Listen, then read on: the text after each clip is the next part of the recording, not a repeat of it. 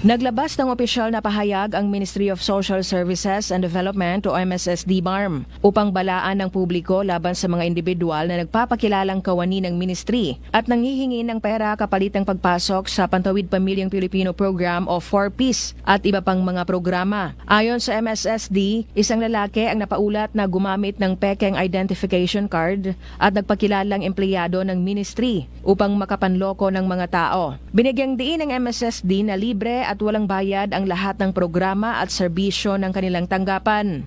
Tanging mga kwalipikadong benepisyaryo lamang ang maaring makatanggap ng tulong at hindi kailanman naniningil ng anumang halaga ang kanilang mga kawani. Pinapaalala rin ng ahensya na ang mga otorisadong tauhan lamang gaya ng Municipal Social Welfare Officers, Municipal Links at para social workers ang may mga mandato na mag-asikaso ng mga benepisyo. Madali silang makilala sa pamamagitan ng kanilang opisyal na uniforme at ID. Nilinaw rin ng MSSD na lahat ng ID ng kawani ng Bangsamoro Government ay nagmumula sa Office of the Chief Minister at pirmado ng kani-kanilang mga minister base sa isang opisyal na template. Anumang kahinahinalang aktibidad ay dapat iulat sa lokal na social worker o Provincial Social Welfare Office upang mapigilan ang panloloko.